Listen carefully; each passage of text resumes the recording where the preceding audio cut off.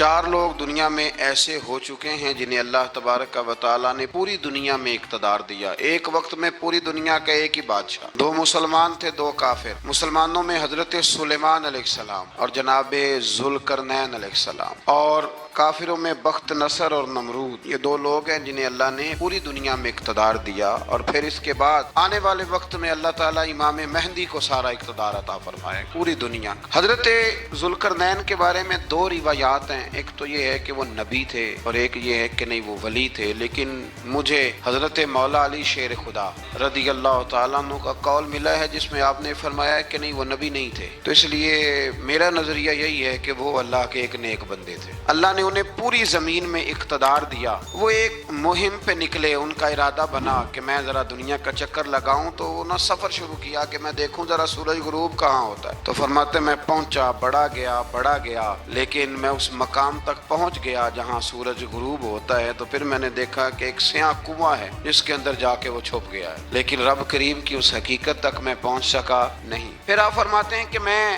آگے نکلا تو مجھے ایک قوم کے بارے میں بتلایا گیا جو بڑی خونخوار قوم تھی، بڑی خونخوار، اس کو یاجوج اور ماجوج کہا جاتا ہے۔ یہ قوم اتنی خونخوار تھی کہ یہ درندوں کو بھی کھا جایا کرتی، اتنے لمبے چوڑے ان کے قد تھے، اتنے زیادہ طاقتور تھے کہ سانپ اور بچھو بھی کھا جاتے تھے۔ یہ نکلا کرتے تھے سبزے کے دنوں میں تو ساری کھیتیاں اجاڑ جاتے تھے، ہر چیز تباہ کر جاتے تھے، حتیٰ کہ انسانوں تک کو کھا جاتے۔ تو حضرت ذوالقرنین جب وہاں پہنچے، اللہ تبارک و تعالیٰ نے انہیں ان مظلوم لوگوں کا مددگار بنایا جن پر یاجوج اور ماجوج کی قوم ظلم کرتی تھی۔ انہوں نے آپ سے کہا کہ حضور مہربانی فرمائیں، اس قوم سے تو ہماری جان چھڑائیں۔ آپ نے فرمایا تم میری مدد کرو۔ انہوں نے کہا حضور کس طرح؟ فرمایا بس جسمانی طور پر میری مدد کرو۔ تو آپ نے پھر وہاں ایک دیوار بنائی، ایک دیوار، لوہا کاٹ کر، سیسا پگھلا کر، پتھر ڈال کر ایک بڑی موٹی تازی دیوار بنائی، اور اتنی اونچی بنائی، اور پھر اس کے چاروں جانب آگ جلائی تاکہ وہ لوہا اس طرح پگھل جائے کہ وہ دیواروں کے ساتھ چپک جائے، تاکہ کوئی آدمی پیر رکھنا چاہے تو پیر رکھ کے اس پہ چڑھ نہ سکے۔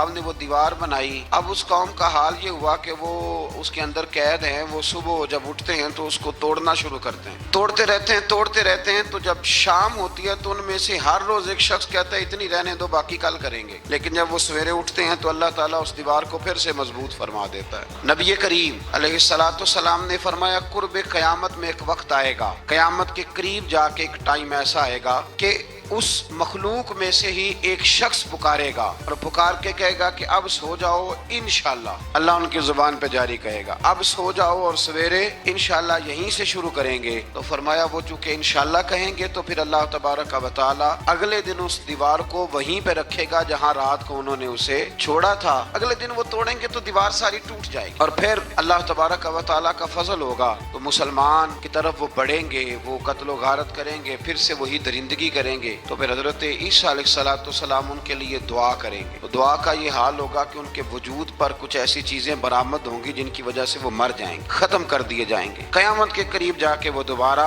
آئیں گے۔ اس کے بعد پھر اللہ تبارک و تعالیٰ نے سورہ کہف کی آخری آیات میں 7 سمندر اور ان جیسے اور بھی آ جائیں، فرمایا 7 سمندر ہوں اور ان جیسے اور بھی آ جائیں اور مل کر وہ روشنائی بن جائیں تو میرے رب کے کلمات ختم ہونے سے پہلے سمندر ختم ہو جائیں گے۔ اور آخری آیت میں اللہ تعالیٰ نے فرمایا کہ رسول صلی اللہ تعالی علیہ وسلم آپ کہہ دیجئے کہ میں تمہاری طرح ہی ایک بشر ہوں، انا بشر مثلکم، میں بھی تمہاری طرح ایک۔ اب مثلکم کا بہت سارے لوگوں نے ترجمہ اپنی طرح کا کر لیا ہے، حالانکہ حضور صلی اللہ تعالی علیہ وسلم نے فرمایا کہ بشر ہونے میں تمہاری طرح ہوں، رسول ہونے میں تمہاری طرح نہیں، اللہ کا حبیب ہونے میں تمہاری طرح۔ اور وہ یہ جو میں کہہ رہا ہوں نا نہیں، تو یہ صحیح بخاری کے لفظ ہیں، حضور نے فرمایا ایکم مثلی، کون ہے تم میں جو میری طرح ہو، یہ صحیح بخاری کے لفظ۔ اللہ تبارک و تعالی سمجھنے کی توفیق عطا فرمائے۔ پھر اس سے آگے سورہ مریم شروع ہوتی ہے۔ اس سورت میں اللہ تبارک و تعالی نے حضرت زکریہ علیہ السلام کا ذکر فرمایا ہے کہ وہ لاولد تھے اور بڑھاپے کی عمر کو پہنچ چکے تھے۔ انہوں نے اللہ تعالیٰ سے اولاد کی دعا کی جو ان کا اور آل یعقوب کا وارث ہو، تو اللہ تعالیٰ نے انہیں بیٹے کی بشارت عطا فرمائی جس کا نام انہوں نے یحییٰ رکھا، بلکہ یہ نام انہوں نے پہلے سے رکھ لیا تھا، یہ یحییٰ نام انہوں نے پہلے سے رکھ لیا تھا۔ مجھے اب لوگ کس سینس میں مسئلہ پوچھتے ہیں یہ نہیں مجھے بتا تھا، لیکن مجھ سے ایک دوست نے کچھ دن پہلے پوچھا کہ پیدائش سے پہلے بچے کا نام رکھنا جائز ہے، تو میں نے انہیں کہا کہ ہاں آپ سورہ مریم پڑھیں گے تو آپ کو اندازہ ہوگا کہ حضرت زکریا نے بیٹے کا نام پہلے ہی رکھ دیا تھا، کیونکہ انہیں یقین کامل تھا کہ رب کریم مجھے بیٹا ہی عطا فرمائے۔ تو حضرت یحییٰ علیہ السلام کو اللہ تعالیٰ نے بچپن میں ہی نبوت عطا کی اور کتاب دی۔ ان کے اوصاف یہ بیان کیے کہ وہ پاکیزہ اور متقی تھے، ماں باپ کے ساتھ نیکی کرنے والے تھے اور سرکش نہیں تھے۔ ان پر سلام ہو جب وہ پیدا ہوئے، اور ان پر سلام ہو جب ان کی وفات ہوئی، اور قیامت کے دن جب انہیں اٹھایا جائے گا۔ اس سے معلوم ہوا کہ نبی کریم علیہ السلام پر یا کسی بھی نبی پر سلام بھیجنا اور اس دن پر سلام بھیجنا جس دن اللہ تعالیٰ نے انہیں پیدا فرمایا ہے، یہ قرآن مجید سے ثابت ہے۔ یعنی آپ یہ کہہ سکتے ہیں کہ جس سہانی گھڑی چمکا طیبہ کا چاند، اس دل افروز ساعت پہ تو یہ عین قرآن مجید ہے کہ جس دن وہ پیدا ہوئے اس دن ان پر سلام۔ اللہ تعالیٰ سمجھنے کی توفیق عطا فرمائے۔ پھر اس سے آگے چل کر حضرت مریم سلام اللہ علیہا کا ذکر ہے کہ ان کے پاس فرشتہ آیا۔ ہم تیسرے پارے میں بھی ان کا ذکر پڑھ آئے، پھر ایک اور جگہ پہ بھی اشارتاً کنایتاً ان کا تذکر آیا کہ ان کے پاس فرشتہ انسانی شکل میں آیا، اور فرشتے نے آ کے کہا کہ میں آپ کو بیٹے کی بشارت دینے آیا ہوں۔ کہنے لگی میرے پاس کیسے بیٹا آئے گا، مجھے تو کسی مرد نے چھوا ہی نہیں۔ تو فرمایا رب ایسے ہی کرتا ہے جب وہ کسی کام کا ارادہ فرما لیتا ہے۔ تو حضرت مریم کے ہاں اللہ تبارک و تعالیٰ نے حضرت عیسیٰ علیہ السلام کی ولادت فرمائی۔ حضرت عیسیٰ بغیر باپ کے پیدا ہوئے، اور حضرت آدم علیہ السلام غیر ماں باپ کے پیدا ہوئے، تو یہ اللہ کی قدرت کی نشانی ہے۔ اب حضرت عیسیٰ علیہ السلام کی جب ولادت ہوئی تو یہ آپ کا معجزہ اور حضرت مریم کی کرامت سامنے آئی کہ آپ ایک خشک کھجور کے نیچے بیٹھی تو اللہ تعالیٰ نے اسے سرسبز و شاداب کر دیا، اور آپ اس کو ہلاتی تھی تو وہ کھجوریں گرتی تھی۔ بڑی پریشان تھی آپ کے قوم کے سامنے، کیا منہ لے کے جاؤں گی، لوگ کیا کہیں گے۔ لوگوں کے لیے الزام لگانا، پروپیگنڈا کرنا بڑا ہی آسان کام ہے۔ دو ہی تو کام دنیا میں آسان ہے، ایک بدگمانی کرنا اور ایک غیبت کرنا، اور اتنا مزیدار کام ہے کہ آپ ساری دیہڑی کرائیں، کوئی بندہ تھکنے کو تیار معاذ اللہ ثم معاذ اللہ سارا دن، اور اگر آپ کہیں کہ اللہ کا ذکر کرو، تسبیح لے لو، صرف 500 دفعہ درود شریف پڑھ لو، تو پھر کیا بنے گا، کام یاد آ جائے گا، بہت سارے لوگوں نکل لیں گے۔ کبھی کبھی کچھ چیزیں بڑی یاد رہ جاتی ہیں۔ ایک شاعر نے ایک شعر کہا تھا، میری تھوڑی سی شعری ذوق ہے تو مجھے دلچسپی ہے، رہ جاتی ہیں کچھ باتیں ذہن میں۔ ایک دفعہ ہمارے ایک دوست کے بارے میں کچھ پروپیگنڈا ہونے لگا تو میں نے انہیں ایک شعر لکھ کے بھیجا، مجھے یاد تھا، میں نے ایک شعر لکھا۔ کسی شاعر نے کہا تھا کہ مخلوق تو فنکار ہے اس درجہ کے پل بھر میں، سنگے در کعبہ سے بھی اصنام تراشے۔ کعبے کے اندر سے مٹی لے کے لوگ بت بنا لیتے ہیں اور اللہ کا شریک بناتے ہیں۔ تو کہنے لگا شاعر کہ مخلوق تو فنکار ہے اس درجہ کے پل بھر میں، سنگے در کعبہ سے بھی اصنام تراشے، تم کون ہو کیا چیز ہے داغے کبابی، لوگوں نے تو مریم پہ بھی الزام تراشے۔ لوگ تو منٹ لگاتے ہیں، وہ جو رہی مسجد میں، پلی مسجد میں، لوگوں نے الزام لگانے کا وقت آیا تو الزام لگا دیا، سید عائشہ صدیقہ پہ لگا دیا، صدیق کی بیٹی اور صدیقہ۔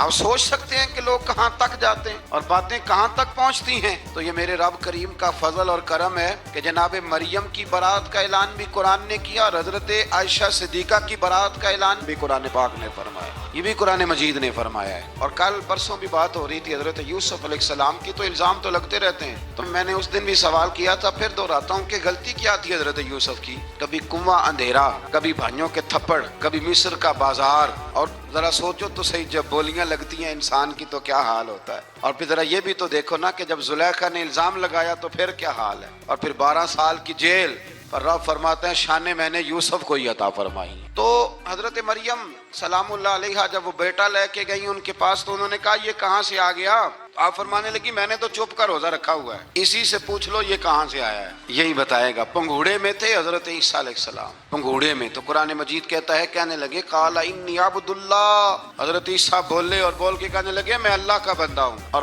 آتانی الکتاب، خالی نہیں آیا، کتاب ساتھ لے کے آیا ہوں، وجعلنی نبیا، اور اس نے مجھے نبی بنا کے بھیجا ہے۔ تو حضرت عیسیٰ علیہ السلام پنگھوڑے میں ہیں تو کلام فرما رہے ہیں، اپنے نبی ہونے کا اعلان فرما رہے ہیں۔ اب اس بندے کے قریب جا کے اس سے سوال کرنے کو دل نہیں کرتا جو نبی پاک کے بارے میں کہتا ہے 40 سال کے بعد نبی بنے۔ یہاں پنگھوڑے میں حضرت عیسیٰ کلام کریں، پنگھوڑے میں، اور وہ پنگھوڑے میں کہیں میں نبی ہوں، اور تو اپنے رسول کے بارے میں یہ کہے کہ بکریاں چرا رہے تھے تو معاذ اللہ انہیں پتہ ہی نہیں تھا کہ میں نبی بن جاؤں گا. ایسی کوئی بات نہیں. اعلیٰ حضرت فرماتے ہیں اللہ اللہ وہ بچپنے کی پھبن، یعنی بچپن میں بھی رنگ ڈھنگ نرالے تھے میرے رسول. اللہ اللہ وہ بچپنے کی پھبن، اس خدا بھاتی صورت پہ لاکھوں سلام، اس خدا بھاتی صورت پہ. اور مرحوم اعظم چشتی نے بھی ایک جملہ بڑا خوبصورت کہا، اس نے کہا تیری حیات پاک کا ہر لمحہ پیغمبر لگے، تیری حیات پاک کا ہر لمحہ پیغمبر لگے. پھر اس سے آگے آیت نمبر 41 سے ایک بار پھر حضرت ابراہیم علیہ السلام کا ذکر ہے کہ وہ بہت سچے نبی تھے.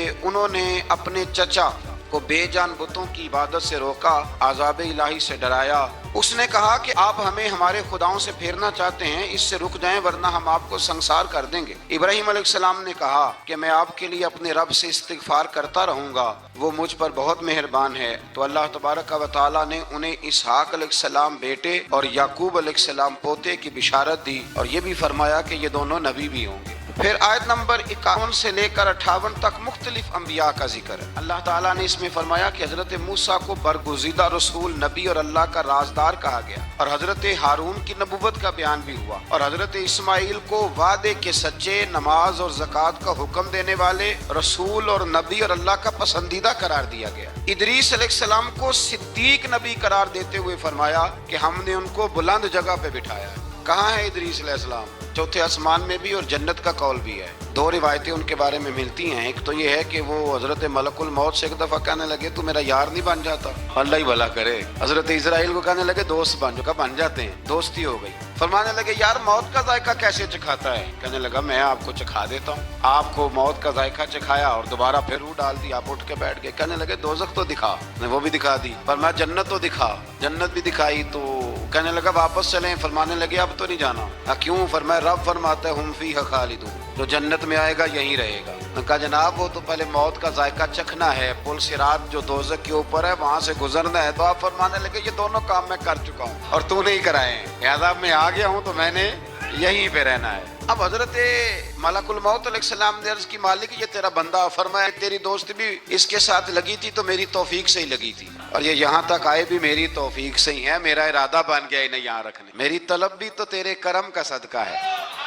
میری طلب بھی تو تیرے کرم کا صدقہ ہے. یہ پاؤں اٹھتے نہیں بلکہ یہ اٹھائے جاتے ہیں. تو یہ بھی تو اس کا کرم ہوتا ہے نا کہ وہ کس طرح کر کے کسی کو نوازتا ہے. آیت نمبر 59 میں اللہ تعالیٰ کے فرما بردار اور سرکش بندوں کے احوال اور جو ان کے آخرت میں احوال ہوں گے ان کا ذکر کیا گیا ہے. آیت نمبر 66 میں بتایا گیا ہے کہ منکرین آخرت حیات بعد الموت کے بارے میں ہمیشہ شک میں مبتلا رہے. انہیں یقین ہونا چاہیے کہ مرنے کے بعد دوبارہ وہی خالق زندہ کرے گا جس نے پہلی بار بغیر کسی نام و نشان کے پیدا. آیت نمبر 76 میں بتایا کہ جو لوگ گمراہی میں مبتلا ہیں ان کے ابتلا میں اضافے کے لیے مہلت کی مدت بڑھا دی جاتی ہے، اور جو ہدایت یافتہ ہیں ان کو مزید استقامت نصیب ہوتی ہے. اللہ کے ہاں ثواب اور انجام خیر کے اعتبار سے باقی رہنے والی نیکیاں سب سے زیادہ بہتر. ایسی نیکیاں کریں جو باقی رہیں ہمیشہ. کیا کہتے ہیں؟ صدقہ جاریہ. آیت نمبر 81 میں فرمایا کہ مشرکین اس امید پر اللہ کے سوا معبودان باطل کی عبادت کرتے ہیں کہ مشکل میں ان کی مدد کریں گے.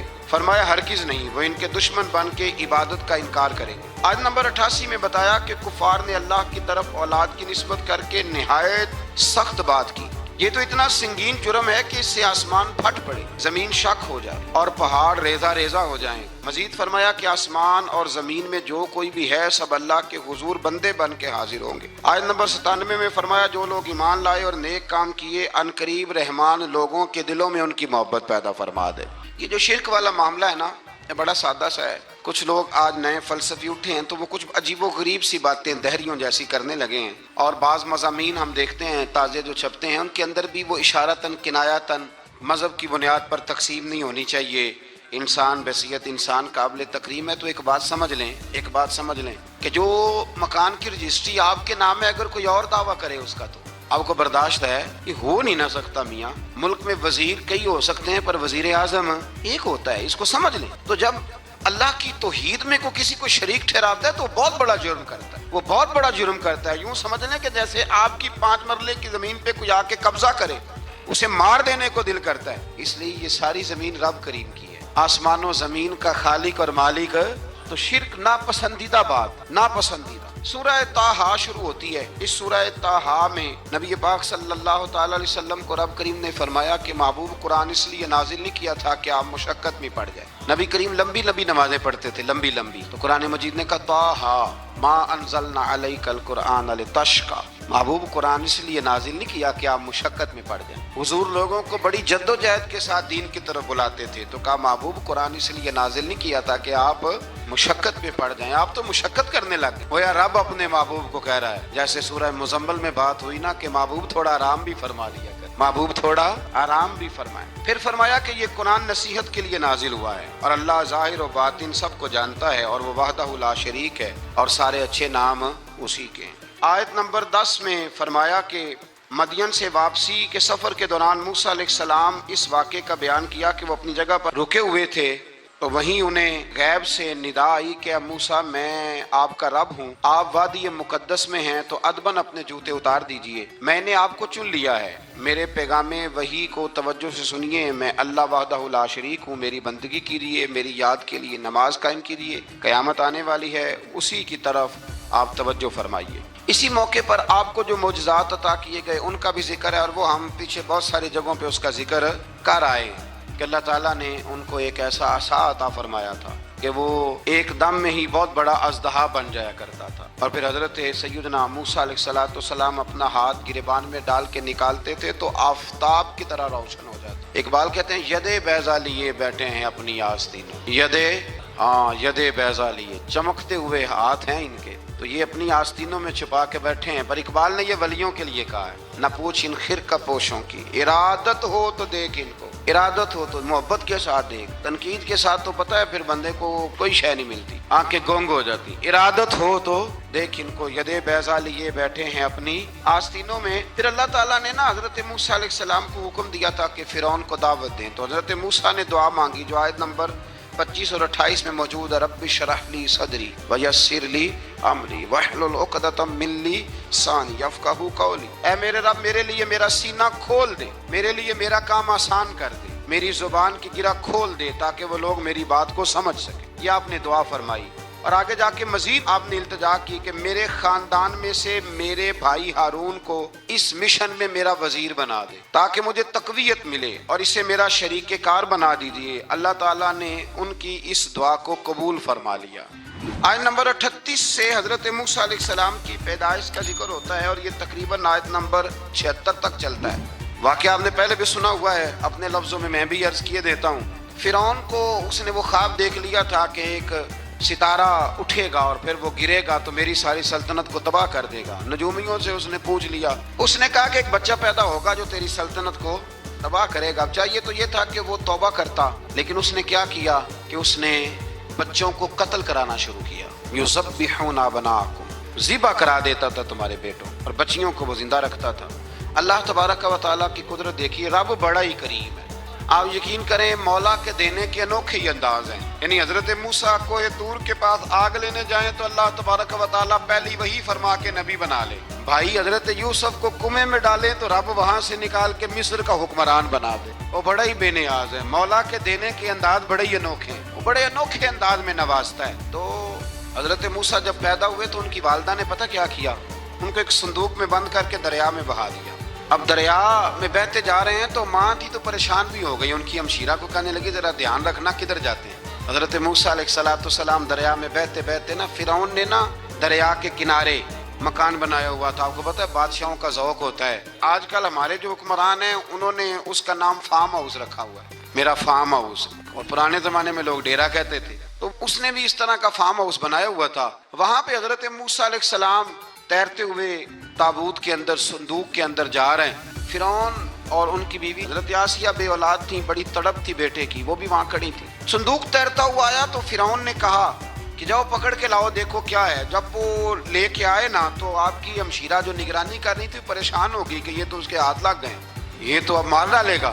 لیکن جب خوبصورت اور چمکتا ہوا بچہ دیکھا تو بی بی آسیہ کہنے لگی یہ بنی اسرائیل کا ہے ہی نہیں، یہ تو پتہ نہیں کہاں سے بہتا ہوا یہاں آ گیا ہے، تم ایسے ہی چھوڑ، یہ پتہ نہیں کہاں سے، رکھ نہ لیں۔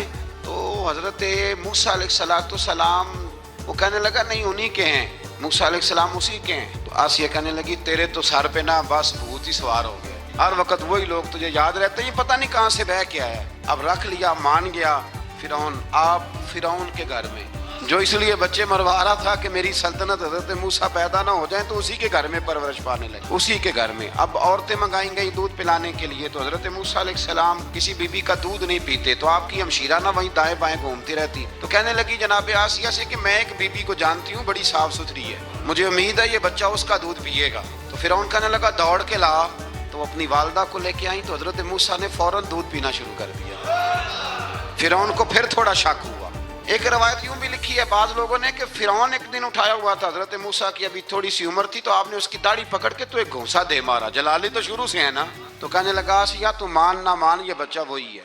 تو حضرت بی بی آسیہ کہنے لگی کہ تجھے غلط فہمی ہے، یہ وہ نہیں ہے۔ اس نے کہا دیکھو نا، یہ تو اٹھاتی ہے تو پیار کرتا ہے، اور میرے جب قریب آتا ہے تو اس کے لب و لہجے میں تلخی محسوس کرتا ہوں۔ اس نے کہا بچوں کو کیا پتا، خیر ایک طرف اس نے کھانے پینے کی چیزیں رکھتی، ایک طرف انگارے رکھ دیے، وہ بھی حضرت آسیہ کہتی ہیں کہ تجھے سمجھ آئے بچے بچے ہوتے ہیں۔ حضرت موسیٰ بچے تو تھے، پر تھے تو اللہ کے نبی نا، اللہ کے نبی تھے۔ جب اس نے کہا نا یہ بچے ہیں، تو حضرت موسیٰ علیہ السلام بجائے انگاروں کی طرف جانے کے نبی تھے، وہ سیدھے کھانے پینے والی چیزوں کی طرف بڑھنے لگے۔ فرعون کہنے لگا اب بتا، اللہ تعالیٰ نے حضرت جبریل کو بھیجا، انہوں نے کہا ادھر نہیں جانا، آپ ادھر جائیے۔ تو آپ آگ کی طرف گئے اور ایک کوئلہ اٹھا کے زبان پہ رکھ لیا۔ تو آسیہ کہنے لگی سمجھ آئی، بچے کو کیا پتا کدھر جانا ہے کدھر نہیں جانا، اگر وہ اتنا ہی خیال ہوتا وہی بچہ ہوتا تو آگ۔ اور بعض مفسرین نے لکھا ہے یہ جو حضرت موسیٰ دعا مانگتے تھے نا رب اشرح لی صدری ویسر لی امری، یہ وہ آگ کا انگارہ جب کوئلہ منہ میں رکھا تھا نا، تو اس کی وجہ سے زبان میں کچھ لکنت آ گئی، تو آپ دعا کرتے تھے کہ یا اللہ میری زبان کی وہ بند گرا کھول دے تاکہ میں کھل کے فرعون کے سامنے بات کر سکوں۔ وہیں حضرت موسیٰ پلنے لگے، وہیں پلے، وہیں جوان ہوئے، وہیں اللہ نے ساری دولتیں دی، بہن بھی ملی، ماں بھی ملی، اور سارے عزیزوں کا پیار بھی ملا۔ اسی گھر کے اندر اللہ نے پرورش کر کے فرعون کے ظلم سے بنی اسرائیل کو نجات عطا فرمائی۔ آج نمبر 77 سے موسیٰ علیہ السلام کو حکم ہوا کہ راتوں رات بنی اسرائیل کو لے کے نکل جائیں۔ انہیں اللہ کی طرف سے یقین دلایا گیا کہ ان کے لیے سمندر میں خشک راستہ نکال لیا جائے گا۔ فرعون نے ان کا تعاقب کیا اور سمندر میں غرق کر دیے گئے۔ اس مقام پر اللہ تعالیٰ نے بنی اسرائیل پر اپنے احسانات کا ایک بار پھر ذکر فرمایا۔ حضرت سعد بن ابی وقاص رضی اللہ تعالیٰ عنہ بھی ایک دن جہاد کے لیے نکلے تو رستے میں سمندر آ گیا۔ حضرت موسیٰ کی قوم کو نا سمندر نے رستہ دیا تھا، تو جناب سعد بن ابی وقاص سمندر کے کنارے کھڑے ہو کے اب وہ لوگ پوچھنے لگے حضور کیا کرنا ہے؟ فرمایا کرنا کیا ہے، ابھی دیکھیں کیا ہوتا ہے۔ تو فرمانے لگے وہ سمندر و دریا، اگر تو حضرت موسیٰ کی نافرمان قوم کو رستہ دیتا ہے تو ہم تو رسول اللہ کے فرما بردار غلام ہیں، ہمیں بھی رستہ دے۔ تو 12 رستے بن گئے دریا میں سے۔ جناب سعد بن ابی وقاص لشکر لے کے گزر گئے، باہر گئے تو ایک دفعہ پھر صحابہ کو یقین دلایا، فرمایا کسی کی کوئی چیز تو نہیں رہ گئی دریا میں؟ دشت تو دشت ہیں، دریا بھی نہ چھوڑے ہم، بحر ظلمات میں دوڑا دیے۔ اب میں کیا کروں، علامہ اقبال نے ہر جگہ کلام لکھا ہے، ہر جگہ۔ آپ کو پتہ نا ایک صاحب مجھے بھی سمجھا رہے تھے، میں نے جمعے میں بھی وضاحت کی، میں نے لگے آپ اقبال کی بڑی تعریفیں کرتے ہیں، میں نے کہا مجبوری ہے، وہ کام ہی تعریفوں والے کرتے ہیں تو ہو جاتی ہیں، کیا کیا جائے، عام دام برسر مطلب۔ تو حضرت سعد بن ابی وقاص نے پوچھا کچھ رہ تو نہیں گیا؟ کہا جناب پیالہ رہ گیا میرا مٹی کا دریا میں۔ تو حضرت سعد بن ابی وقاص کہنے لگے کوئی مسئلہ نہیں، ہم رسول اللہ کے غلام ہیں، اور اس پر بڑی دلائل ہیں، وقت نہیں ہے آگے بڑھنا ہے۔ فرمایا او دریا، او ہمارا پیالہ تو واپس کر دے۔ تو ایک لہر آئی تو پیالہ بھی کنارے پہ پھینک گئی۔ تو اللہ تعالیٰ نے حضرت موسیٰ علیہ السلام کو کی قوم کو وہاں سے نجات دی۔ آیت نمبر 85 سے سامری کا ذکر ہے۔ سامری ایک جادوگر تھا۔ جب حضرت موسیٰ علیہ السلام تشریف لے گئے نا کوہ طور پہ، تو اس نے نا سونے کا ایک بچڑا بنا دیا تھا، اور اس کے منہ میں ایسی تاریں اس نے لگائی تھیں کہ جب ہوا چلتی تھی تو وہ تاریں بجتی تھیں، مفسرین نے لکھا ہے۔ تو بنی اسرائیل والوں کو یہ کہتا تھا دیکھو یہ بولتا ہے، تو بڑے کمزور ایمان کے لوگ تھے، اس طرف متوجہ ہو گئے، اس طرف متوجہ ہو گئے۔ حضرت موسیٰ علیہ السلام واپس آئے تو انہوں نے پوچھا کہ یہ ماجرا کیا ہے؟ تو اس نے کہا کہ میں نے نا حضرت جبریل علیہ السلام کا گھوڑا جب چل رہا تھا تو ان کے پاؤں سے جو مٹی لگ رہی تھی وہ مٹی میں نے تھوڑی اٹھا لی تھی، اور وہ میں نے اس کے منہ میں رکھی ہے، جس کی وجہ سے اس کے منہ سے آواز ہے۔ وہ مٹی کب اٹھائی تھی وہ بھی لکھا ہے مفسرین نے کہ حضرت موسیٰ علیہ السلام نے جب کہا نا بنی اسرائیل والوں کو کہ گھوڑے ڈالو اندر، حالانکہ رستے بن بھی گئے تھے، پھر بھی کہنے لگے ایسا نہ ہو کہ اندر جائیں تو پانی پھر آ جائے، تو یہ جاتے نہیں تھے، ڈرتے تھے، کمزور ایمان کے لوگ تھے نا۔ اصل مسئلہ نا اندر کا ہے، آپ یقین کریں یہ بڑی باکمال بات ہے۔ میں تو اس نتیجے پہ پہنچا ہوں تھوڑی سی زندگی گزار کے کہ یقین اگر مضبوط ہو نا تو تو انسان کی زندگی کا ہر کٹھن رستہ آسان ہو جاتا ہے۔ لیکن جن لوگوں کے اندر مسائل بہت زیادہ ہوتے ہیں ان کے لیے بیرونی کوئی کام کرنا بھی بڑا ہی مشکل ہوتا ہے۔ تو یہ لوگ کہنے لگے کیسے اندر جائیں گے تو پھر نہ پانی مل جائے، تو حضرت جبریل امین آئے گھوڑی پہ بیٹھے ہوئے، انہوں نے آگے آگے گھوڑی دوڑائی، تو آگے گھوڑی دوڑی تو ان کے گھوڑے خود بخود پیچھے دوڑ پڑے۔ حضرت سیدنا جبریل کی گھوڑی جہاں پیر رکھتی تھی وہاں سے سبزہ اگتا تھا، سانوری جادوگر تھا، حیرت انگیز چیزوں کو جمع کر لیتا تھا، اس نے وہ جمع کر کے رکھ لی اور بچڑا بنا دیا۔ تو حضرت موسیٰ علیہ السلام نے جب اس سے پوچھا تو اس نے یہ بات بتائی اور کہنے لگا یہ تدبیر مجھے میرے نفس نے سجائی تھی۔ حضرت موسیٰ نے اس سے کہا تو یہاں سے چلا جا، زندگی میں تیرے لیے وحشت کی سزا ہے اور تیری سزا کا وقت آخرت میں مقرر ہے۔ اس کے بعد والی آیات میں اللہ تعالیٰ کی وحدانیت، کتاب اللہ کی حقانیت اور اس سے روح گردانی کرنے والوں کے لیے عذاب آخرت کا بیان ہے۔ وحشت کا بھی عذاب ہوتا ہے کچھ لوگوں کو وحشت کا عذاب یہ ہوتا ہے، یعنی انسان ہر وقت خوف زدہ رہے۔ آیات بتاتی ہیں کہ اس پر کون سا عذاب ہے، اس پر ایک وحشت طاری رہے۔ اللہ سے دعا مانگیں اللہ تبارک و تعالیٰ ان ساری آزمائشوں سے ہمیں محفوظ فرمائے۔ اسی تسلسل میں پھر قیامت اور سور پھونکے جانے کا ذکر ہے۔ آیت نمبر 105 سے فرمایا کہ لوگ آپ سے پہاڑوں کے متعلق سوال کرتے ہیں، آپ ان سے کہہ دیجئے میرا رب انہیں ریزہ ریزہ کر دے گا اور پوری زمین ہموار میدان کی طرح ہو جائے گی۔ آیت نمبر 109 میں قیامت کی ہولناکیوں کا ذکر ہوا اور فرمایا آج اللہ کی بارگاہ میں کسی کو مجال شفاعت نہیں ہوگی سوائے اس کے جسے وہ اذن شفاعت عطا کرے اور جس کے قول سے وہ راضی ہو۔ آیت نمبر 110 سے اکڑی گردنوں کے حی و قیوم کے سامنے جھکنے، ظالموں کے نامراد ہونے اور مومنین صالحین کے کامیاب ہونے کا ذکر ہے۔ آیت نمبر 114 میں علم میں اضافے کی تعلیم کے لیے دعا ارشاد فرمائی گئی ہے جو بڑی معروف ہے، رب زدنی علما۔ آیت نمبر 115 سے اس بات کا ذکر ہے کہ آدم علیہ السلام جو جنت میں درخت کے قریب چلے گئے تو یہ ان کی بھول اور اجتہادی خطا تھی، اللہ نے خود وضاحت فرما دی، اور انہوں نے قصداً اللہ کے حکم کی نافرمانی نہیں کی۔ آدم علیہ السلام کو جنت میں داخل کر کے بتایا کہ یہاں نہ بھوک لاحق ہوگی، نہ بے لباسی ہوگی، نہ پیاس لگے گی، نہ ہی دھوپ کی تپش محسوس ہوگی، اور یہ کہ آپ اپنے دشمن شیطان کی چالوں سے بچے رہیں گے۔ اس مقام پر قرآن نے اس موضوع کو پھر بیان کیا کہ شیطان نے وسوسہ ڈالا اور مخلص اور ہمدرد کا روپ دھار کر ان کو بہکایا۔ انہوں نے ممنوعہ درخت سے کھا لیا سو ان کے ستر کھل گئے اور جنت کے پتوں سے اپنے ستر کو ڈھانپنے لگے، پھر اللہ نے ان کی توبہ قبول کی اور جنت سے زمین پر بھیج دیا۔ آیت نمبر 124 سے اللہ تعالیٰ نے فرمایا جو ہماری یاد سے غافل رہے گا ہم اس کے لیے معیشت تنگ کر دیں گے، ومن اعرض عن ذکری فإن له معیشۃ ضنکا، جو ہماری یاد سے غافل ہوگا اس کے لیے زندگی اس پر اللہ تبارک و تعالی ہر وقت اپنی یاد کی توفیق عطا فرمائے۔ آیت نمبر 130 سے اللہ تعالیٰ نے ارشاد فرمایا ان کی باتوں پر صبر کیجیے، سورج کے طلوع اور غروب ہونے سے پہلے اپنے رب کی حمد کے ساتھ تسبیح پڑھتے رہیے اور رات کے بعض اوقات میں اور دن کے حصوں میں بھی تسبیح پڑھتے رہیے تاکہ آپ کا رب راضی ہو جائے اور آپ بھی راضی ہو جائیں۔ مزید فرمایا کہ اپنے اہل خانہ کو نماز کا حکم دیں اور خود بھی نماز پر قائم رہیں اور نیک انجام صرف تقوی پر کاربند لوگوں کے لیے۔ کفار قریش کے عذاب کے مطالبے کے جواب میں فرمایا کہ ان سے پہلے لوگوں کو اللہ نے ہلاک کر دیا تھا اور عذاب کا وقت مقرر ہے، اگر ہم رسول بھیجنے سے پہلے ہلاک کرتے تو یہ لوگ کہتے کہ ہمارے پاس عذاب سے پہلے رسول کیوں نہیں بھیجا، ہمیں کوئی سمجھا لیتا، ہم نہ یہ کام کرتے۔ اور فرمایا انتظار کرو تم ان قریب جان لو گے سیدھے راستے والے اور ہدایت یافتہ لوگ کون ہیں۔ قیامت میں اللہ تعالیٰ مجرموں کو حساب لے گا تو کہیں گے یا اللہ ہم تو تھوڑی دیر کے لیے تو گئے تھے، پل بھر کے لیے گئے تھے، جھوٹ بول دیں گے تو اللہ فرمائے گا یہ تو تمہاری پرانی عادت ہے، یہ پرانی عادت ہے مجرم کی، کہ مجرم کیا کرتا ہے، جھوٹ بولتا ہے۔ نماز کیوں نہیں پڑھتے، کہتے کپڑے نہیں پاک، آؤ پھر ہوٹل پہ کھانا کھانے چلے تو کہتا میں ذرا بدل کے آیا۔ یعنی مجرمانہ سوچ ہے نا، غفلت کی سوچ، اور پھر اس پر دلائل دینا۔ یعنی آپ کسی سے پوچھے نماز پڑھتے ہو، کہتے ہیں حضرت صاحب جھوٹ نہیں بولنا، میں فجر کی پڑھتا ہوں باقی نہیں پڑھتا۔ میں نے کہا بڑا سچ ہے بھائی تو، یعنی میں جھوٹ نہیں بولتا۔ خدا کے بندے اتنی ڈھٹائی سے تو بات کر رہا ہے، اتنی ڈھٹائی سے۔ اور ایک بات آپ کو بڑی ذمہ داری سے عرض کرنے لگا ہوں، ذرا میری بات کو سمجھنا، اگر آپ 4 دن مسلسل گھر نہ جائیں آپ کی بیوی شور کرتی ہے کہ نہیں کرتی؟ یہ ویسے بھی غیر اخلاقی بات ہے، آپ کی ذمہ داری نہیں ہے آپ کا گھر، تو 4 دن مسلسل آپ باہر رہیں بغیر کسی وجہ کے تو شور اٹھتا ہے کہ نہیں؟ اگر ابا جی آپ کے رہتے ہیں نا سعودی عرب میں تو وہاں بھی فون چلا جائے گا، اس کو سمجھائیں 4 دن سے گھر نہیں ہے تو 4 دن گھر نہ جائے تو شور ہوتا ہے، اور تو مہینہ مہینہ مسجد ہی نہیں جاتا، اور پھر تیرے اندر پھر مد و جزر نہ ہو، پھر جوار پھاٹا نہ ہو، پھر ساری نعمتیں موجود ہونے کے بعد تیرا کلیجہ منہ کو نہ آئے، پھر تیرا جگر نہ پھٹے، پھر رات کو تجھے نیند کیسے آئے؟ اس لیے کہ تو نے وہ اپنے اندر کے ساتھ دھوکہ شروع کر دیا ہے، تو وہاں گیا ہی نہیں جہاں سے تجھے 5 وقت آواز آتی ہے، پھر توجہ ہی نہیں کی۔ اس لیے سمجھ لے کہ جو اندر بے چینی ہے اس کا کوئی نہ کوئی سبب ہے، کہیں نہ کہیں تو ہم نے غلطی کی ہے، کسی نہ کسی جگہ تو کوئی معاملہ ایسا ہے۔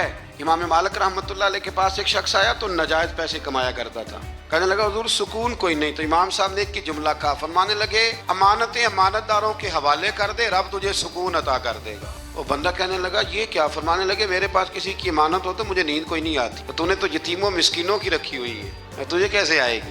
جیتے جاگتے آدمی کی امانت میرے پاس ہو تو میں کہتا ہوں یہ چھین نہ جائے، تو نے تو لوٹ مار کی رکھی ہے۔ اللہ ہمیں سمجھنے کی توفیق عطا فرمائے۔ آگے سورہ لقمان شروع ہوتی ہے۔ حضرت لقمان کے بارے میں بھی لوگوں کا بعض کا قول یہ ہے کہ حضرت لقمان نبی تھے، لیکن صحیح قول مفسرین نے یہی لکھا ہے کہ وہ نبی نہیں تھے، وہ اللہ کے ایک نیک بندے تھے، اللہ کے ولی تھے، ایک بڑے دانا آدمی، بڑے عقل مند آدمی تھے۔ اللہ تبارک و تعالیٰ نے انہیں بڑا نوازا تھا، بڑی حکمت والے تھے، بڑے سمجھدار تھے۔ آپ اندازہ کریں کہ اللہ نے ولیوں کا کتنا ذکر فرمایا قرآن مجید کے اندر۔ سورہ لقمان ایک ولی کے نام پہ، حضرت سکندر ذوالقرنین اللہ کے، مولا علی کا قول میں نے عرض کیا تھا کہ وہ بھی اللہ کے ولی ہیں، جناب مریم بھی اللہ کی ولیہ ہیں، تو ان سب لوگوں کے ناموں پر اللہ تبارک و تعالیٰ نے قرآن مجید کی آیات کو رکھا ہے۔ تو سورہ لقمان ہے، اس میں حضرت لقمان نے جو اپنے بیٹے کو نصیحتیں کی ان کا بھی ذکر ہے، اور بھی کئی چیزوں کا ذکر ہے، لیکن اس کا جو اہم مضمون ہے وہ یہی ہے کہ حضرت لقمان نے اپنے بیٹے کو نصیحت کی۔ ایک بات سمجھ لینا، بڑی دنیا نصیحت کرتی ہے،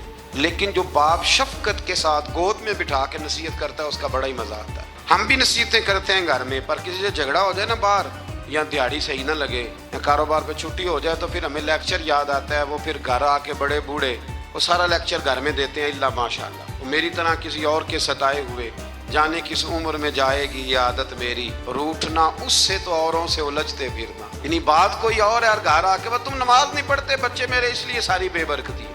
بیگم صاحبہ آپ چونکہ نماز نہیں پڑھتی، ساری تباہی سی ہوتی ہے، تباہی بچے نماز نہ پڑھیں، گھر والی نماز نہ پڑھے تو بے برکتی ہوتی ہے۔ پر اب آپ کا موڈ بن گیا تھا تو آپ نے لیکچر دیا، تو اس طرح تھوڑی بچے نماز پڑھیں گے۔ بچے تو اس طرح نماز پڑھتے ہیں کہ آپ شفقت کی گود میں انہیں بٹھا لیں، پھر ان کا ماتھا چومیں اور کہ پتر تو ایک رکعت پڑھے گا نا تو تیرے باپ کا قد اللہ 1 فٹ بلند کرے گا قیامت میں، عزت کا قد اونچا ہوگا، عزت کا۔ اس طرح جب کوئی نصیحت کرتا ہے نا اپنے بچے کو، اس طرح جب کوئی نصیحت کرتا ہے تو باتیں رہ جاتی ہیں، طبیعت رہ جاتی ہیں مزاج میں۔ تو یاد رکھیں کہ ماں باپ نصیحت کریں، ضرور کریں، جتنی ماں باپ کی نصیحت اثر کرتی ہے باہر والوں کی نہیں کرتی۔ اور بچوں سے میری گزارش ہے کہ ماں باپ کی نصیحت سنیں، باہر والے تو آپ کو نصیحت کریں گے، کہہ کے گزر جائیں گے، باپ نصیحت نہیں کرتا، باپ تو آپ سے اپنا درد دل بیان کرتا ہے، اور اتنی تڑپ کسی میں نہیں ہوتی کہ آپ بچ جائیں جتنی آپ کے ماں باپ میں ہوتی۔ ان کی دھیان لگا کے بات سنیں، ان کی طرف توجہ کریں۔ کسی نے بادشاہ سے کہا تھا کہ مزہ کب آیا تمہیں، تم بڑے بادشاہ رہے، بڑے خزانوں کے، مزہ کب آیا؟ کہنے لگا مزہ تب آیا کہ جب میں پہلے کسی زمانے میں، بعد میں وزیر اعظم بنا، جب میں نوکری کرتا تھا تو میں پیسے لا کے اپنی اماں کو دیتا تھا، تو پھر میں سویرے جب اماں سے کہتا تھا نا اماں ذرا کرایہ دینا، تو کہتے تھے کہ وہ خزانے کا مالک ہونے کا اتنا مزہ نہیں آیا جتنا اماں وہ اپنی گتھلی سے پیسے نکالتی تھی اور پھر 2-3 دفعہ چیک کرتی تھی کہ نوٹ ساتھ جڑا ہوا تو نہیں، پھر وہ دیتی تھی۔ تو کہتے ہیں کہ میرے ابا جی پاس کھڑے ہوتے تھے تو وہ کہتے تھے نہ ایڈا دھیان کر دے، منڈے نو دیر پہ ہی ہوندی ہے۔ اماں کہتی تھی نہیں، میرے پتر دی محنت دی کمائی ہے، اس کی مشقت کی کمائی ہے، میں ذات۔ تو یہ بادشاہی ہے اگر آپ کے پاس ماں باپ ہے، یہ آپ کے پاس حسن ہے، یہ وقار ہے۔ ان کے پاس بیٹھیں، ابا ان پڑھ بھی ہو نا، باپ ان پڑھ بھی ہو تو یونیورسٹی کا درجہ رکھتا ہے۔ آج تک کسی کائنات میں نہ آکسفورڈ نے ایسا کوئی نصاب بنایا ہے، نہ پنجاب یونیورسٹی نے، نہ کراچی یونیورسٹی نے، جو نصاب اللہ ماں کی ممتا کو دے کے دنیا میں بھیجتا ہے، وہ بنا ہی نہیں نصاب کہیں۔ کان لگا کے نصیحت سنو ماں باپ کی، وہ کیا کہتے ہیں۔ تو حضرت لقمان اپنے بیٹے کو نصیحت کرتے ہیں۔ پہلی بات انہوں نے یہ کی کہ بیٹا کبھی شرک نہ کرنا، اور دوسری بات یہ کی اپنے بیٹے کو کہ اللہ اور ماں باپ کا شکر گزار ہونا۔ پھر فرمایا والدین کے ساتھ نیکی کا برتاؤ کرنا۔ اس مقام پر پھر قرآن نے اولاد کے لیے ماں باپ کی مشقتوں کا ذکر بھی فرمایا، اور یہ بھی فرمایا کہ اگر خدا نہ خواستہ کسی کے ماں باپ مشرک ہوں تو ان کے دباؤ میں شرک میں مبتلا نہ ہو، لیکن اس کے باوجود دنیاوی امور میں ماں باپ کے ساتھ بدستور نیکی کا برتاؤ کرے۔ اور پھر فرمایا پابندی سے نماز قائم کرنا۔ پھر فرمایا نیکی کا حکم دینا اور برائی سے بیٹا نیکی کا صحیح صحیح بات کریں اپنے دل سے. کبھی ہم نے بچوں کو کہا ہے کہ نیکی کا حکم دینا؟ بیٹے اچھا سا کاروبار کر، کوئی تگڑے سے پیسے کم. نیکی کا حکم دینا اور برائی سے، یہ باپ کہہ رہا ہے اپنے بیٹے یہ تو نے ڈیوٹی کرنی ہے. اور پھر ارشاد فرمایا کہ پابندی سے نماز قائم کرنا، نیکی کا حکم دینا، برائی سے منع کرنا، لوگوں کے ساتھ تکبر سے پیش نہ آنا، زمین پہ اکڑ کے نہیں بلکہ عاجزی کے ساتھ چلنا. لیکن اگر ابا جی اپنے بچے کو بتائیں او تو انہوں نے بال نہ کھیڑتا تھا پیالہ تو جٹا نہ منڈا ہے الا ماشاء اللہ، اگر ابا جی یہ سبق پڑھائیں تو تکبر کا درس آیا کہ یہاں عاجزی کا درس آیا؟ اس کو کہنا چاہیے تھا بیٹے یہ تو اللہ کی تقسیم ہے پر مخلوق ساری رب کی ہے. کہا بیٹے کبھی تکبر نہ کرنا، چال اور گفتار میں تواضع اختیار کرنا. یہ حضرت لقمان نے اپنے بیٹے کو نصیحت اس میں کہیں فرمایا کہ ذرا دھیان سے رزق کمانا، کہا کہیں توجہ سے افسر بن جانا. یہ کہا ہے بچہ انسان بن جائے نا تو ساری افسریاں اس کے قدموں میں آ جاتی، اور اگر وہ انسان نہ بنے پھر وہ افسر بھی بن جائے تو لوگ تکلیف میں ہوتے ہیں، مزدور بھی ہو تو لوگ تکلیف میں ہوتے ہیں، اس کے بیوی بچے بھی. اللہ کرے کہ ہم انہیں انسان بنانے میں کامیاب ہو جائیں. تھوڑا اور مختصر کرتا ہوں، آگے سورہ سجدہ شروع ہو جاتی ہے. اس کی آیت نمبر 7 سے انسان کے مٹی سے پیدائش اور نسل انسانی کے لیے جوہر حیات، نفع، روح، کان، آنکھ اور دل جیسی نعمتوں کا اللہ نے ذکر فرمایا. پھر آیت نمبر 15 میں فرمایا کہ ہماری آیات پر ایمان وہ لوگ لاتے ہیں جب ان آیات کے ذریعے انہیں نصیحت کی جاتی ہے تو اپنے رب کی تسبیح اور حمد کرتے ہیں، سجدے میں گر جاتے ہیں، تکبر نہیں کرتے. ان کے پہلو عبادت الہی میں مشغولیت کی وجہ سے بستروں سے دور رہتے، وہ اللہ کے عذاب سے ڈرتے ہیں اور اس کی رحمت کا یقین رکھتے ہوئے اسے پکارتے ہیں. پھر آیت نمبر 18 میں اللہ کریم نے فرمایا کہ مومن اور فاسق برابر نہیں ہو سکتے، مومن اور فاسق کبھی برابر نہیں ہو سکتے. باعمل مومنین کے لیے جنت کی صورت میں اللہ نے مہمانی تیار کی جبکہ فاسقوں کا ٹھکانہ جہنم ہے. پھر آگے سورہ احزاب شروع ہوتی ہے. سورہ احزاب اس سورہ مبارکہ کی آیت نمبر 4 میں اللہ تعالیٰ نے فرمایا کہ میں نے کسی انسان کے پہلو میں 2 دل نہیں بنائے. دل ایک ہے، آنکھیں کتنی ہیں، کان کتنے، پیر کتنے، 2 ہونٹ کتنے، لیکن اللہ فرماتے ہیں دل میں نے. یہ نہیں ہو سکتا کہ ایک دل میں تم مجھے رکھ لو، ایک میں میرے دشمن کو رکھ لو. یہ نہیں ہو سکتا کہ ایک دل میں اسلام ہو دوسرے میں کفر ہو. یہ نہیں ہو سکتا کہ ایک دل میں میرا محبوب ہو اور دوسرے میں تم نے کسی دنیا دار کو بٹھایا ہو. دل ایک ہے تو محبوب بھی ایک ہی ہونا چاہیے. وہ الگ بات ہے کہ کبھی کبھی کسی شاعر نے یہ شکوہ کیا ہے، وہ بھی شکوہ نہیں، اس نے اپنی بات کی، ہم اپنے لفظوں میں لیتے ہیں نا. یوں سمجھ لیں کہ کسی نے کہا کہ میں حضور سے محبت کرتا تھا تو مجھے تڑپ لگ گئی تو تڑپ کا مزہ بڑھا آیا. اعلیٰ حضرت نے بھی کہا نا عشق تیرے صدقے جلنے سے چھٹے سستے، جو آگ بجھا دے گی وہ آگ لگائی ہے. تو وہ شاعر کہتا ہے کہ اتنا میں تڑپا ہوں اپنے محبوب کے لیے تو تڑپ کا بھی ایک مزہ ہے. تو کہتا ہے وہ مزہ دیا ہے تڑپ نے کہ میری آرزو ہے یا رب میرے دونوں پہلوؤں میں دل بے قرار ہوتا، میرے دونوں پہلوؤں میں دل بے قرار ہوتا. اللہ کریم ہمیں سمجھنے کی توفیق عطا فرمائے. تو دل ایک ہے تو محبت بھی ایک ہی ہونی چاہیے. اسی آیت میں فرمایا کہ منہ بولے بیٹے وہ حقیقی بیٹے کے حکم میں نہیں ہوتے. نبی کریم علیہ السلام نے حضرت زید بن حارثہ کی پرورش کی تھی تو کچھ لوگوں نے زید بن محمد کہنا شروع کر دیا. فرمایا نام بھائی زید بن حارثہ ہی کہو، زید بن محمد نہیں کہہ سکتے. تو منہ بولا بیٹا حقیقی وارث نہیں ہوتا، یہ اللہ نے قانون بنا دیا. تو اس لیے یہ جو بچہ آپ اڈاپٹ کرتے ہیں لیتے ہیں تو اس کی ولدیت اصل لکھوایا کریں، اپنی نہ لکھوایا کریں. ہاں اگر آپ نے جائیداد میں سے اپنی مرضی سے کچھ ہے دینی ہے تو زندگی میں دے دیں، لیکن شریعت کہتی ہے کہ اس کے نام کے ساتھ اس کے اصل باپ کا ہی نام آئے. پھر آیت نمبر 6 میں فرمایا نبی اولیٰ بالمؤمنین من انفسہم، فرمایا یہ نبی مومنوں کے ان کی جانوں سے بھی زیادہ مالک ہے. اور ایک اولا کا معنی اقرب کیا گیا کہ نبی پاک مومنوں سے ان کی جانوں سے بھی زیادہ قریب ہے. جان کتنی قریب ہوتی ہے کسی کو پتہ ہے؟ کسی سائنسدان کا قول، کسی ڈاکٹر کا، تو جو سائنس آج تک یہ نہیں بتا سکی کہ جان کتنی قریب ہے، وہ اس کا پتہ کیسے بتائے گی جو جان سے بھی زیادہ قریب ہے. فرمایا محبوب جانوں سے بھی تمہارے زیادہ قریب ہے. اور اس کے ساتھ ہی فرمایا کہ جو نبی پاک علیہ الصلوۃ والسلام کی ازواج ہیں وہ مومنوں کی مائیں. آیت نمبر 7 میں انبیاء کرام کے فرائض رسالت کے متعلق لیے گئے وعدے کا ذکر ہے.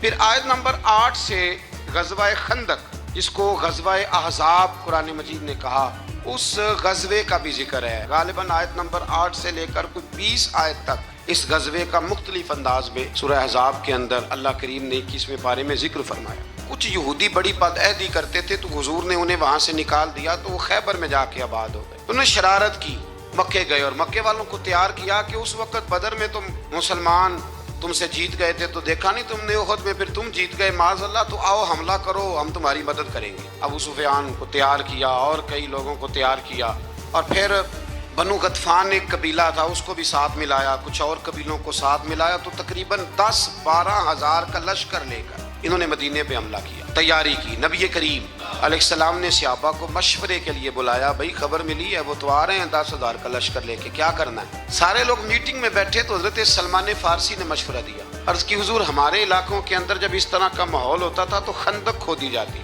ایک چوڑی خندق جس کو دشمن پھلانگ نہ سکے، اس میں آگ جلائی جاتی، گھوڑا کتنے کو چھلانگ لگا لے۔ مدینے کے 3 طرف ایسے ہی کہیں باغات ہیں، کہیں بڑی آبادی ہے گنجان آباد، کہیں پہاڑ ہیں، تو جو حصہ خالی ہے جہاں سے خطرہ ہے وہاں خندق کھود دیتے ہیں۔ نبی کریم نے فرمایا تمہاری بات مجھے بڑی پسند آئی ہے۔ آج کل بھی ویسے بڑے چھوٹوں سے مشورہ کرتے ہیں کہ نہیں؟ سوال ہی نہیں پیدا ہوتا۔ اور چلو میں بھی ایک بات کہہ ہی دیتا ہوں، اگر کئی دفعہ بندہ شاگردوں مریدوں سے مشورہ کر لے تو چوڑ بھی بڑے ہو جاتے ہیں، یہ بھی مسئلہ ہے۔ آپ مشورہ لے لینا، تو مشورہ تو آج کل ویسے بھی کوئی نہیں دیتا، جو بھی دیتا حکم ہی دیتا ہے، یعنی اگر آپ نے بات مان لی تو ٹھیک ہے، نہ مانی تو بندہ ناراض ہے۔ تو میں کہتا ہوں آپ نے مشورہ دیا تھا کہ حکم دیا تھا؟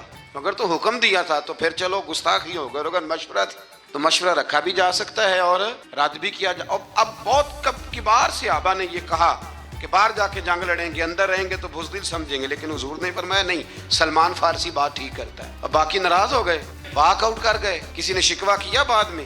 مزاج کو سمجھے، اسلام کے مزاج کو سمجھے۔ میں جمعے میں بھی کہہ رہا تھا ہماری سب سے زیادہ لڑائیاں پتہ کیا ہیں؟ انہاں میں نے پوچھیا ہی نہیں، سب سے بڑی لمبی چوڑی لڑائی اس کا نام ہے نانا جی بگڑ گئے، دادا جی بگڑ گئے، ابا جی بگڑ گئے، اور موٹی بات کیا ہے؟ انہاں سانو پوچھا نہیں، با مرضی کر لی۔ یہ سب سے بڑی، آپ ٹٹول کے لیں پیچھے سے تو یہ جملہ برآمد ہو جاتا ہے، اب اس کا کیا حل کیا جائے؟ اور اس کی توبہ بھی کوئی نہیں، اللہ معاف کرے، یعنی معافی بھی نہیں ملتی اس فکرے کی۔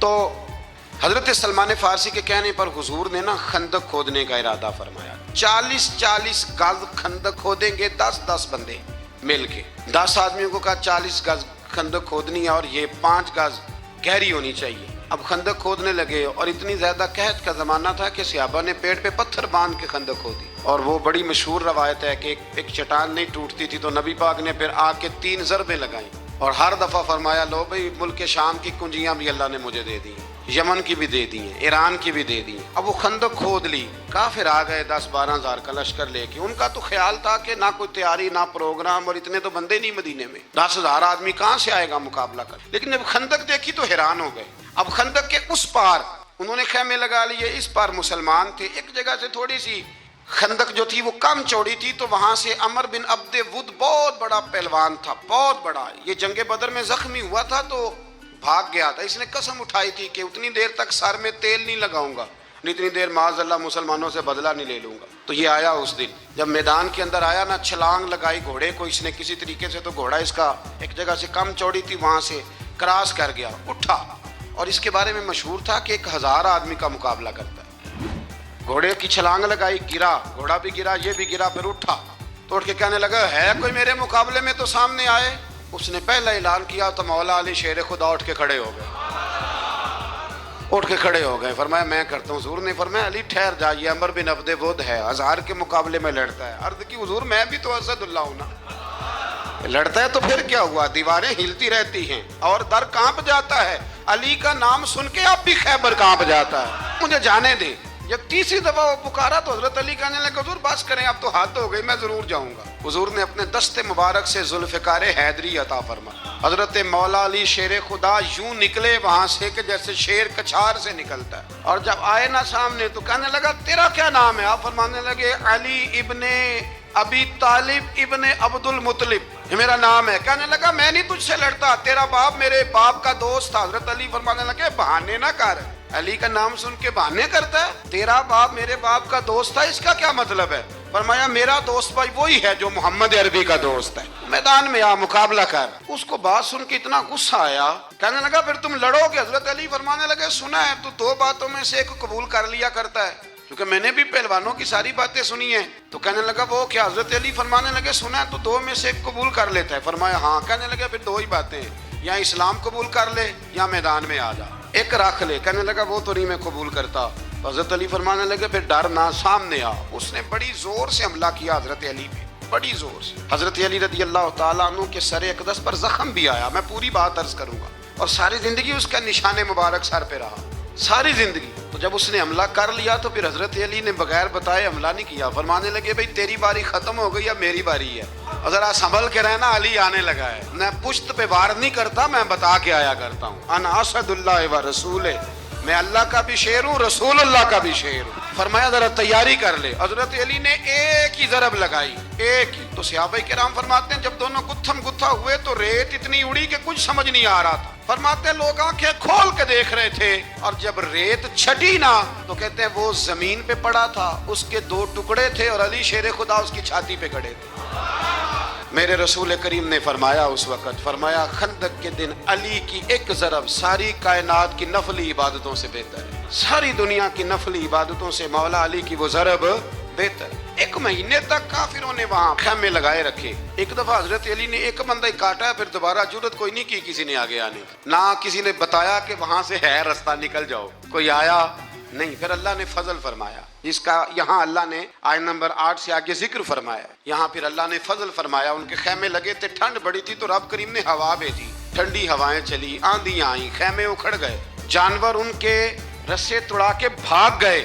ابو سفیان کہنے لگا بھئی بات یہ ہے کہ مہینہ ہو گیا ہمیں یہاں، نہ وہ ہمارے قابو آئے، نہ کوئی بات مسئلے کا حل ہوا، اب یہ جو طوفان ہے نا اس میں تو نہیں رہ سکتا، تم نے رہنا تو رہو۔